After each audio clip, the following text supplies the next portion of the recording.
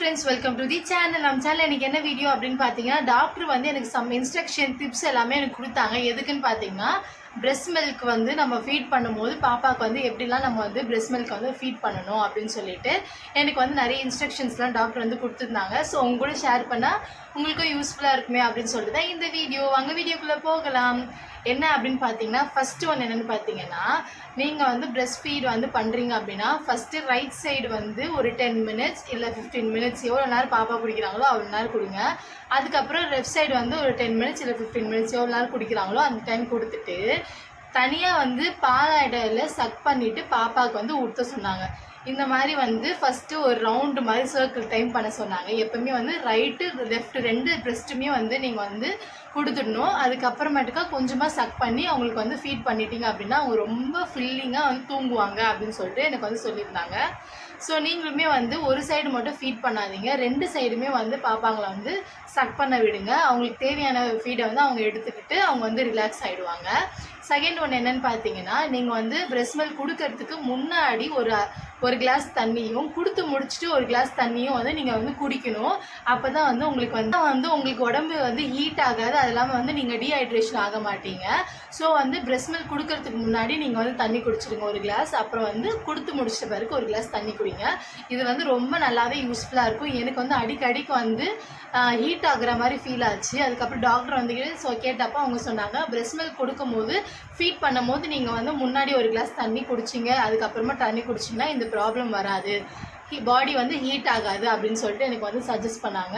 So நீங்களுமே இது கண்டிப்பாக வந்து ட்ரை பண்ணுங்கள். நிறைய பேர் வந்து breast milk கொடுக்கும்போது ஃபீட் பண்ணும்போது பாப்பா கொடுக்கும்போது நீங்கள் வந்து தண்ணி குடிச்சிங்க அப்படின்னா பாப்பா வந்து சளி பிடிச்சிடும் அப்படின்னு சொல்லுவாங்க. அது இல்லாமல் உங்களுக்கு வந்து தொப்பை போட்டுரும் அப்படின்னு சொல்லுவாங்க. நிறைய ரெஸ்ட்ரிக்ஷன் இருக்குது. நம்ம வந்து ஃபீட் பண்ணும்போது தண்ணி குடிக்கக்கூடாதுன்னு சொல்லிட்டு இன்ன வரைக்கும் நிறைய வீட்டில் சொல்லுவாங்க. ஏன் எங்கள் அம்மா கூட என்கிட்ட வந்து சொல்லியிருக்காங்க, சும்மா தண்ணி குடிச்சிட்டு பாப்பாவுக்கு வந்து ஃபீட் பண்ணாது அப்படின்னு சொல்லுவாங்க. பட் வந்து டாக்டரோட இன்ஸ்ட்ரக்ஷன் என்னன்னு பார்த்தீங்கன்னா நம்மளுக்காக சொல்லியிருந்தாங்க, உங்களுக்கு வந்து பாடி ஹீட் ஆகாது, ஸோ வந்து நீங்கள் இந்த மாதிரி வந்து ஃபாலோ பண்ணுங்க அப்படின்னு சொல்லிட்டு என்கிட்ட சொல்லியிருந்தாங்க. ஸோ நீங்களுமே ஃபாலோ பண்ணுங்கள். தேர்ட் ஒன்று என்னென்னு பார்த்தீங்கன்னா ரொம்ப மெயினான ஒரு விஷயம் என்னென்னு பார்த்தீங்கன்னா நம்மளோட நிப்பிளை வந்து பாப்பா வந்து ஃபீட் பண்ணும்போது நிப்பிள் சுற்றி பிளாக் கலர் நம்மளுக்கு வந்து இருக்கும்ல, அந்த இடத்தோடு சேர்த்து வந்து அவங்க வந்து சக் பண்ணணும். அப்போ தான் அவங்களுக்கு வந்து மில்க் வந்து அவங்களோட வயிற்றுக்கு வந்து வாய்க்கு வந்து மில்க் வரும். அப்போ தான் அவங்க வந்து குடிப்பாங்க. இல்லைனா சும்மா நிப்பிளை மட்டும் சக் பண்ணாங்கன்னா அவங்களுக்கு வந்து மில்க் வந்து சப்ளை ஆகாது. ஸோ உங்களுக்கு வந்து நிப்பிள் வந்து கிராக் ஆகும். நீங்கள் என்ன நினச்சிட்டு இருப்பீங்க, நியூ மாமிஸாக இருப்பீங்க, உங்களுக்கு வந்து என்ன தெரியும் வந்து பாப்பா வந்து குடிச்சிடுச்சு அப்படின்னு சொல்லிட்டு நீங்கள் வந்து யோசிப்பீங்க. பட் வந்து பாப்பா வந்து குடிச்சிருக்காது. நிப்பிளை மட்டும் சக் பண்ணிவிட்டு டயர்ட் ஆகிட்டு அவங்க தூங்கிடுவாங்க. அவங்களுக்கு வந்து வயிறு ஃபுல்லாக இருந்திருக்காது. இதே வந்து நிறைய பேருக்கு வந்து ப்ராப்ளம் ஆயிருக்கு. இது வந்து என்ன வரைக்கும் கொண்டு போய் விடும் அப்படின்னு பார்த்தீங்கன்னா பாப்பாவுக்கு வந்து டீஹைட்ரேஷன் ஆகி அவங்க வந்து ரொம்ப கஷ்டப்படுவாங்க. டாக்டர் வந்து ஹாஸ்பிட்டலுக்குலாம் கூட்டு போகிற நிலைமைக்கு வந்துடும். ஸோ வந்து இது வந்து ரொம்ப ரொம்ப முக்கியம், பாப்பா வந்து எப்படி சக் பண்ணுறாங்க அப்படின்னு சொல்லிட்டு. ஸோ உங்களுக்கு ஆல்ரெடி வந்து நீங்கள் ஹாஸ்பிட்டல்லே உங்களுக்கு வந்து இன்ஸ்ட்ரக்ஷன் கொடுத்துருவாங்க, எந்த மாதிரி பொசிஷனில் வச்சு நீங்கள் வந்து பாப்பாவுக்கு வந்து பால் கொடுக்கணும். அதுக்கப்புறம் வந்து அந்த நிப்பிள் மட்டும் சக் பண்ண விடக்கூடாது, ஃபுல்லாக அந்த பிளாக் கலர் இருக்கிற இடம் எல்லாமே வந்து சேர்த்து சக் பண்ண விடணும் அப்படின்னு சொல்லிட்டு நம்மளுக்கு சொல்லி கொடுத்து தான் அனுப்புவாங்க. நீங்களுமே வந்து ஒரு வாட்டி வந்து செக் பண்ணிக்கோங்க, இந்த மாதிரி தான் பாப்பா வந்து குடிக்கிறாங்களா அப்படின்னு சொல்லிட்டு.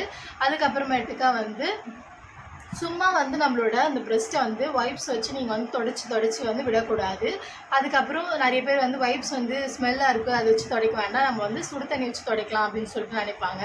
பட் அந்த மாதிரி தொடச்சி விட்டோம் அப்படின்னா அந்த இடம் வந்து ஒரு மாதிரி டெண்டரியாகவும் சோர்னஸ் ஆகிடும். அது மாதிரி இருந்துச்சுன்னா நம்மளுக்கு வந்து பாப்பா வந்து ஃபீட் பண்ண வந்தாங்களானே ஒரு மாதிரி இருக்கும். ஸோ அந்த மாதிரி வந்து அடிக்கடி தொடச்சி விட்டுட்டே இருக்காதிங்க. நெக்ஸ்ட்டு பீடியாட்ரிஷியன் எனக்கு என்ன சொன்னாங்க அப்படின்னு பார்த்தீங்கன்னா உங்களோட வாசம், பாலோட வாசம் வந்து பிரெஸ்ட்டில் இருந்தால் தான் பாப்பாங்க வந்து டக்குன்னு வாய் வச்சு குடிப்பாங்க. ஸோ வந்து நீங்கள் வந்து தொடச்சி விடாதீங்க அப்படின்னு சொன்னாங்க. ஸோ வந்து நீங்கள் குளிக்கும் போது நல்லா வந்து வாஷ் பண்ணாலே போதும். சும்மா லைட்டாக வந்து கையை வச்சு கொடுக்கும்போது ஒரு வாட்டி வந்து தொடச்சி எடுத்துக்கோங்க அந்த பிளேஸை. மற்றபடி வந்து டிஷ்யூ வச்சு வைப்ஸ் பண்ணி வந்து அந்த இடத்த வந்து டேமேஜ் பண்ணாதீங்க. பாப்பாக்குமே வந்து அந்த மில்க் ஸ்மெல் இருந்தால் தான் வந்து டக்குன்னு வந்து குடிக்க வந்து பழகுவாங்க. அதே மாதிரி வந்து எப்போவுமே இது வந்து யூஷுவல் தான், பாப்பா வந்து பிறந்த உடனே வந்து 2 hours ஒன்ஸ் வந்து நம்ம ஃபீட் பண்ணணும் அப்படின்றது வந்து உலக நீதின்ற மாதிரி அதை வந்து கண்டிப்பாக வந்து பண்ணி ஆகணும்னு சொல்லுவாங்க. இப்போ வந்து என்ன சொல்கிறாங்க டாக்டர் அப்படின்னு பார்த்தீங்கன்னா 3 hours வரைக்குமே நம்ம வந்து விடலாம். அவங்களுக்கு வந்து நெக்ஸ்ட் வந்து பசி எடுத்தாலே அவங்களே வருவாங்க அப்படின்னு சொல்லிட்டு நிறைய டாக்டர் சொல்லுவாங்க. பட் நல்லா அசந்து தூங்கிட்டே இருந்தாங்கன்னா நீங்கள் வந்து எழுப்பி 2 hours ஒன்ஸ் இல்லை 3 hours ஒன்ஸ் வந்து மேக்ஸிமம் வந்து நீங்கள் வந்து கொடுக்கலாம். அதேமாதிரி டிமாண்ட் பண்ணி ஃபீட் பண்ணிகிட்டே இருங்க பாப்பாங்களுக்கு. அதுக்கப்புறமேட்டுக்கு 6 hours ஒன்ஸ் வந்து நீங்கள் வந்து சக் பண்ணி உங்களோட பாலாடையில் வந்து பாப்பாவுக்கு வந்து ஊற்றுங்க.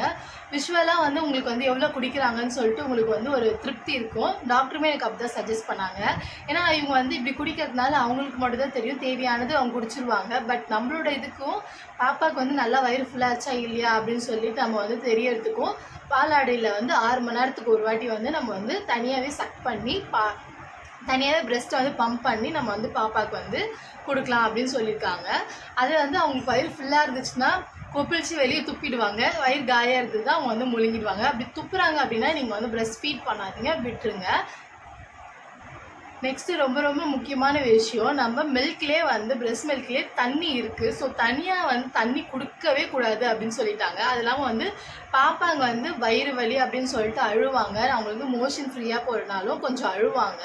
ஸோ அந்த டைமில் வந்து ஓமாட்ரு அதுக்கப்புறமேட்டுக்கா நிறைய அந்த விஷயத்தெல்லாம் கொடுக்கக்கூடாது அப்படின்னு சொல்லிட்டு இன்ஸ்ட்ரக்ஷன் கொடுத்துருக்காங்க. பட் வந்து நான் இது வரைக்கும் கொடுக்கல. இதுக்கு வந்து ஒரு 4 month ஆனதுக்கப்புறம் நாங்கள் வந்து கொடுக்க ஆரம்பித்தோம் அந்த ஓமாட்ருலாம். பட் வந்து ஸ்டார்டிங் நியூ பார்ன் பேபிஸ்க்கு யாருக்குமே கொடுக்காதீங்க. இது வந்து ஸ்ட்ரிக்டாக வந்து ஃபாலோ பண்ண சொல்லியிருக்காங்க. ஸோ பிரெஸ்ட் மில்கே வந்து நிறைய தண்ணி இருக்கும். ஸோ அதுவே போதுமான அளவாக. நிறைய பேர் சொல்லுவாங்க படுத்துகிட்டே ஃபீட் பண்ணக்கூடாது அப்படின்னு சொல்லிட்டு. பட் வந்து படுத்துகிட்டே ஃபீட் பண்ணலாம். பட் உங்களுக்கு வந்து ஓவர் ஃப்ளோவாக இருக்குது, பால் வந்து அதிகமாக வருது அப்படின்னா மட்டும் கொஞ்சம் வந்து பாதுகாப்பாக இருங்க. கூட வந்து யாராவது ஆள் வச்சுக்கோங்க. நீங்கள் வந்து உங்கள் அம்மா இல்லை ரிலேட்டிவ்ஸ் இல்லை வந்து உங்கள் ஹஸ்பண்ட் யாராவது இருந்தாங்கன்னா உங்கள் கூட வச்சுட்டு அதுக்கப்புறமேட்டுக்கா நீங்கள் வந்து ஃபீட் பண்ணுங்கள். உங்களால் சுத்தமாக எழுந்து உட்காந்து ஃபீட் பண்ண முடியாத டைமில் அந்த மாதிரி வந்து யாராவது கூட வச்சுக்கோங்க.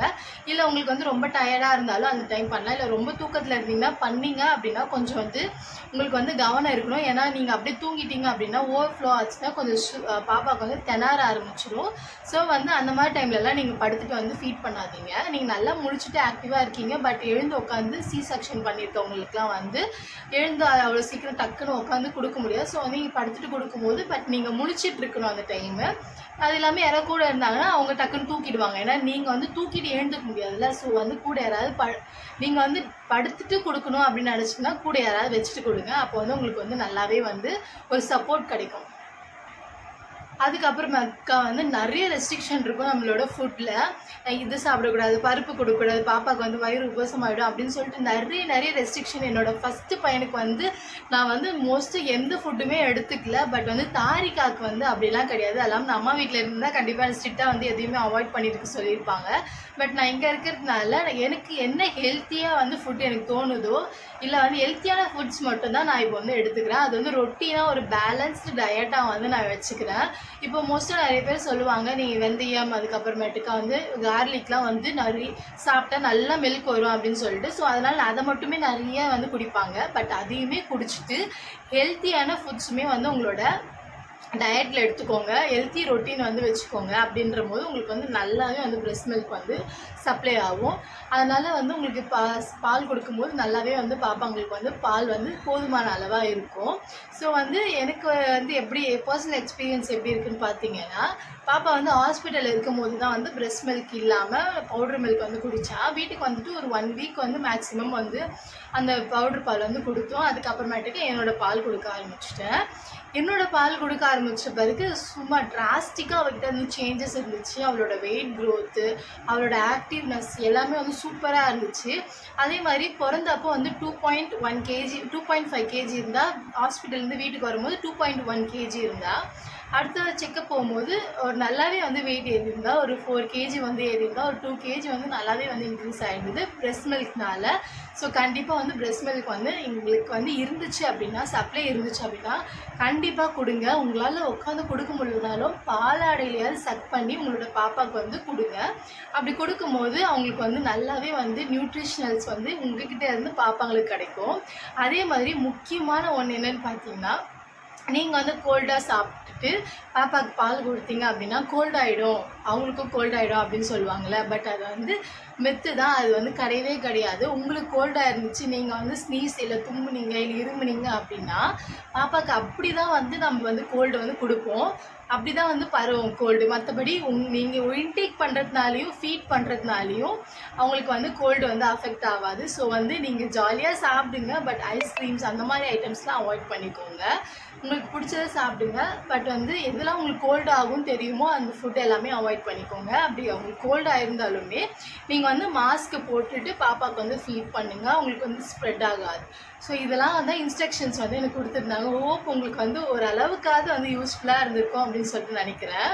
எனக்கு வந்து ஒரு 1 or 2 வீக்ஸ்லேயே வந்து எனக்கு செம்மையாக ஃபீவர் வந்துச்சு. அந்த டைமில் வந்து நான் டோலோ போட்டுகிட்டே வந்து அவளுக்கு மில்க் கொடுத்தேன். அவளுக்கு வந்து ஃபீவர் வரல. ஸோ இதெல்லாமே வந்து நியூ மாமிஸ்க்கு வந்து நிறைய டவுட்ஸ் இருக்கும். ஸோ உங்களுக்கு டவுட்ஸ் எல்லாமே வந்து கீழே கமெண்ட் பாக்ஸில் கமெண்ட் பண்ணுங்கள். என்னால் முடிஞ்ச அளவுக்கு வந்து நான் வீடியோஸாக வந்து உங்களுக்கு கூட ஷேர் பண்ணிக்கிறேன். Love you all செல்லக்குட்டீஸ்.